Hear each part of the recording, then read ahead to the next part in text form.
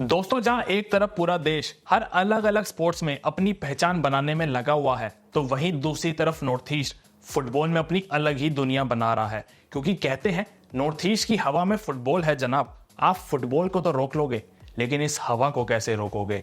और पिछले कुछ दिनों में नॉर्थ ईस्ट के अंदर इतनी बड़ी बड़ी फुटबॉल की डेवलपमेंट्स हुई है, इतनी बड़ी बड़ी हुई है कि भाई मैं अब अपने आप को रोक नहीं पाया हूं। मैंने कहा भाई इसके बारे में बात करना बनता है। और अभी जब मैं ये सारी बड़ी डेवलपमेंट्स के ऊपर बात करूंगा ना, तो as a north east football fan आपको बहुत प्राउड फील होने वाला है। तो करूंगा अभी इन सारी चीजों के ऊपर डिटेल में बात। लेंगे सबसे पहले कमेंट सेक्शन में जितने भी नॉर्थ ईस्ट के फुटबॉल फैंस हैं, जितने भी इंडियन फुटबॉल के फैंस हैं, भाई कमेंट सेक्शन में ना ये बता दो तुम्हारे स्टेट के अंदर किन चीजों को डेवलप करने की जरूरत है, या फिर अपने स्टेट में जितनी डेवलपमेंट हो रही है उससे कितना खुश हो। सारी चीजें कमेंट सेक्शन में बता सकते हो। साथ में भाई आप लोगों से रिक्वेस्ट है, जिसने भी चैनल को सब्सक्राइब नहीं किया ना, चैनल को भी सब्सक्राइब कर देगा। आप लोग सब्सक्राइब करते हो ना, तो भाई बड़ा अच्छा लगता है दिल को। ठीक है, अभी देखो सबसे पहले मैं बात स्टार्ट करता हूं मेघालय से। मेघालय इस समय नॉर्थ ईस्ट के अंदर फुटबॉल में जो काम कर रहा है, फुटबॉल की जो डेवलपमेंट कर रहा है और जिस ग्रोथ के साथ कर रहा है, भाई फुटबॉल में मेघालय बनने जा रहा है इंडिया का कैपिटल। ये मैं कह सकता हूं क्योंकि रिसेंट में मेघालय की गवर्नमेंट ने बहुत बड़ी अनाउंसमेंट कर दी है, जहां उन्होंने सीधा सीधा बोला है कि 732 करोड़ यानी 732 करोड़ की इन्वेस्टमेंट के साथ मेघालय के मखाणु में फीफा इंटरनेशनल लेवल का फुटबॉल स्टेडियम बनने जा रहा है, जो सिर्फ फुटबॉल स्पेसिफिक स्टेडियम होगा। वहां पर कोई रनिंग ट्रैक नहीं होगा। इस फुटबॉल स्टेडियम की कैपेसिटी होने वाली है 40,000। सही सुन रहे हो भाई, सिर्फ football specific stadium, FIFA international standard level का। और ये फुटबॉल स्टेडियम अपने आप में ही बहुत तगड़े लेवल का होने वाला है। 40,000 इसकी सीटिंग कैपेसिटी होगी और पूरे स्टेडियम का बजट होने वाला है 732 करोड़। मेघालय की गवर्नमेंट ने रिसेंट में ना 2025 से लेकर 27 तक के लिए लगभग 1900 करोड़ फुटबॉल की डेवलपमेंट के लिए निकाले हैं। और उस 1900 करोड़ का जो बजट है उसके अंदर ये फुटबॉल स्टेडियम आ रहा है, जो 732 करोड़ की वैल्यू के साथ है। और बात सिर्फ यहीं तक नहीं है। फुटबॉल स्टेडियम तो भाई चलो इंडिया को जरूरत है फुटबॉल स्टेडियम की, लेकिन उसके बाद मेन कहानी स्टार्ट होती है। मेघालय की ही गवर्नमेंट ने पूरे मेघालय के अंदर 50 फीफा स्टैंडर्ड लेवल की आर्टिफिशियल टर्फ्स इंस्टॉल करने का डिसीजन लिया है। और जो ये 50 आर्टिफिशियल टर्फ्स है ना, इसमें से 25 तो ऑलरेडी कंस्ट्रक्शन पे चल रही हैं, और जो बाकी की बची हुई 25 थी उनको भी अप्रूवल मिल चुका है। और मेघालय की गवर्नमेंट का सीधा सीधा कहना है, ये जो 50 आर्टिफिशियल टर्फ्स वो बना रहे हैं ना, इसका वो कहना चाहते हैं कि मेघालय के हर एक रीजन में, हर एक छोटे छोटे गांव में वो फुटबॉल को फैलाना चाहते हैं। और जो ये 50 आर्टिफिशियल टर्फ्स वो लगा रहे हैं, ये इसका पहला स्टेप है कि भाई हर जगह एक फुटबॉल का आर्टिफिशियल टर्फ तो होना ही चाहिए, कि भाई आप घर से थोड़ा निकलो, दूर जाओ थोड़ा सा, और वहां पे आपके सामने फुटबॉल की टर्फ आ जाए और आप खेलना स्टार्ट कर दो। ये एक पहल है जहां पर जितना भी मेघालय से, शिलोंग से, जितनी जगह है मेघालय के अंदर, वहां के यूथ को वो डेवलप करना चाहते हैं,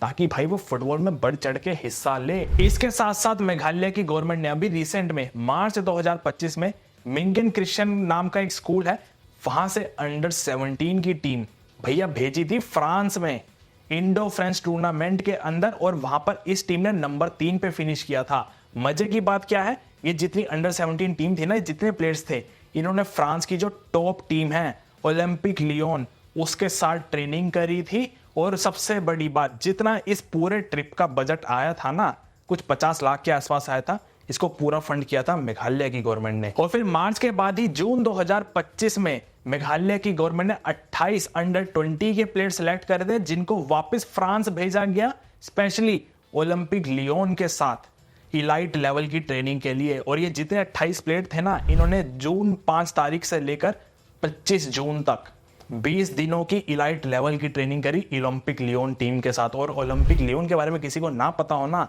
फ्रांस की टॉप टायर की टॉप 3 टीम में तो इजीली आ जाती है ओलंपिक लियोन। तो अब तुम खुद अंदाजा लगा लो मेघालय की गवर्नमेंट जो काम कर रही है ना फुटबॉल को लेकर, स्टेडियम अनाउंस कर देना, बजट अलग से निकाल देना फुटबॉल के लिए, मतलब 1900 करोड़ का बजट निकाल देना, ठीक है, आर्टिफिशियल टर्फ्स लगा देना, जितने यूथ प्लेयर्स हैं भाई आप उनको यूरोप पर भेज रहे हो ताकि उनको अच्छे से अच्छे लेवल की फुटबॉल ट्रेनिंग मिले। तो मेघालय इस समय भाई चल रही है रेस में थोड़ी सी अलग ही लेवल पर, और अभी तो ये शुरुआत हुई है।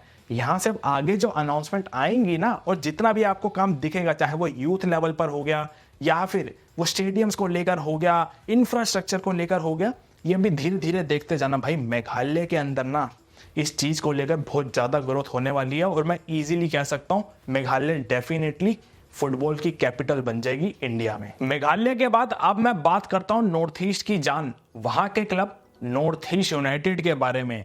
देखो दोस्तों, कहते हैं कहीं पर भी आपको डेवलपमेंट की आग अगर फैलानी हो ना, तो उस आग के लिए आपको चिंगारी की जरूरत होती है। और नॉर्थ ईस्ट के अंदर फुटबॉल की डेवलपमेंट में अगर किसी ने ग्रोथ की आग फैलाई थी ना, तो वहां पर चिंगारी का काम नॉर्थ ईस्ट यूनाइटेड ने और साथ में इनके ओनर जॉन अब्राहम ने मिलकर किया है भाई।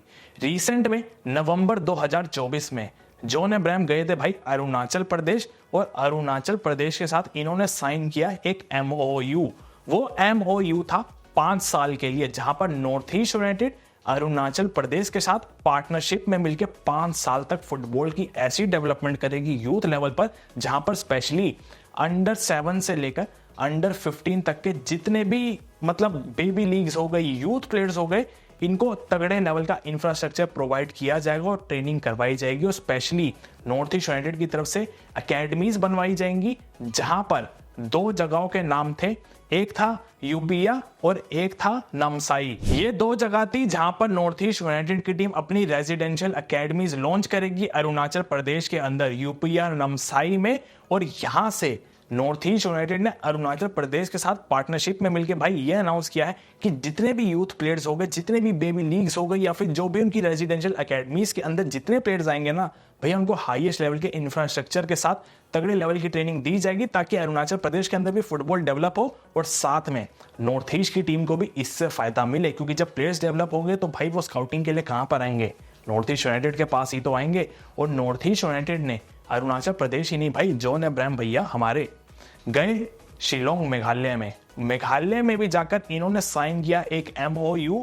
वहां पर इन्होंने मेघालय की गवर्नमेंट के साथ मिलकर डिसीजन लिया कि भाई इंडिया की सबसे बड़ी फुटबॉल एकेडमी अगर कहीं बनेगी तो वो शिलोंग मेघालय के अंदर बनेगी, जिसमें हमारे जॉन अब्राहम और नॉर्थ ईस्ट यूनाइटेड का बहुत बड़ा रोल होगा। ये ऐसी एकेडमी होगी जो इंडिया के अंदर सबसे बड़ी होगी, और ये आपको बहुत जल्दी दिखेगी भी, क्योंकि मेघालय के अंदर अनाउंसमेंट है भाई इस चीज की। और मेघालय के अंदर अगर फुटबॉल से रिलेटेड काम की अनाउंसमेंट हो जाए ना, तो वो डेफिनेटली होगा, क्योंकि मेघालय ने भाई चीजें करके दिखाई हैं। उन्होंने स्टेडियम्स को रेनोवेट भी किया है, इंटरनेशनल मैचेस भी करवा लिए अपने वहां पर, ISL के मैचेस भी करने गई नॉर्थ ईस्ट यूनाइटेड वहां पर। तो यहां से आपको पता चलता है नॉर्थ ईस्ट यूनाइटेड ने मेघालय के साथ मिलकर, अरुणाचल प्रदेश के साथ मिलकर कितना काम किया। और बात सिर्फ यही नहीं है, नॉर्थ ईस्ट यूनाइटेड ने अपनी खुद की यूथ टीम्स लॉन्च करी, जहां उन्होंने रिलायंस की लीग्स में जाकर खेला, अलग अलग AIFF की यूथ लीग्स में जाकर खेला। और इन यूथ लीग्स में से नॉर्थ ईस्ट यूनाइटेड के जितने उन्होंने यंग प्लेयर स्काउट किए, वहां पर भाई नॉर्थ ईस्ट को बहुत फायदा मिला, जिसका सबसे बड़ा एग्जांपल आया डैनी मितई के नाम पर। डैनी मितई नॉर्थ ईस्ट यूनाइटेड का यूथ प्रोडक्ट बना, जिसको हमने इंडिया की अभी रिसेंट में अंडर 19 टीम में खेलते हुए देखा, और भाई साहब क्या परफॉर्मेंस थी, गोल्स भी दबाकर मारे, असिस्ट भी दबाकर मारे। और यहां से पता चलता है नॉर्थ ईस्ट यूनाइटेड ने जिस तरीके से प्लेयर्स को डेवलप किया है, जिस तरीके से उनको यूथ लीग्स में खेल रहे हैं, तो भाई यहां से आपको दिख रहा है कि नॉर्थ ईस्ट यूनाइटेड की टीम ना डेफिनेटली बहुत ज्यादा यूथ लेवल पे तगड़ा काम कर रही है। और वो सीधा सीधा एक चीज पे बिलीव कर रहे हैं कि भाई यूथ प्लेयर्स डेवलप करो, सीधा हमारी ही टीम को फायदा होगा, हमें प्लेयर्स इधर उधर से लेने की जरूरत नहीं, क्योंकि नॉर्थ ईस्ट का रीजन इतना बड़ा है, यहाँ से हम डेफिनेटली प्लेयर्स तो स्काउट कर ही लेंगे। और जिस तरीके से भी रिसेंट में नॉर्थ ईस्ट ने रिबॉक के साथ अपनी पार्टनरशिप अनाउंस कर दी है ना, तो भाई मैं सीरियसली बता रहा हूँ, अगर इस आग में किसी ने चिंगारी वाला काम किया है तो वो नॉर्थ ईस्ट यूनाइटेड और जॉन अब्राहम ने किया है। क्योंकि जिस तरीके से फुटबॉल को बढ़ा रहे हैं ना भाई पूरे नॉर्थ ईस्ट के अंदर, जो ऑलरेडी बढ़ा हुआ था उसको ये और ज्यादा बढ़ा रहे हैं, तो ये बहुत बड़ा रोल प्ले कर रही है यहाँ पर नॉर्थ ईस्ट यूनाइटेड और साथ में उनके ओनर जॉन अब्राहम। और इवन अगर मैं असम की ही बात कर लूँ ना, तो अभी रिसेंट में गुवाहाटी स्पोर्ट्स एसोसिएशन ने बोर्दोलोई ट्रॉफी में से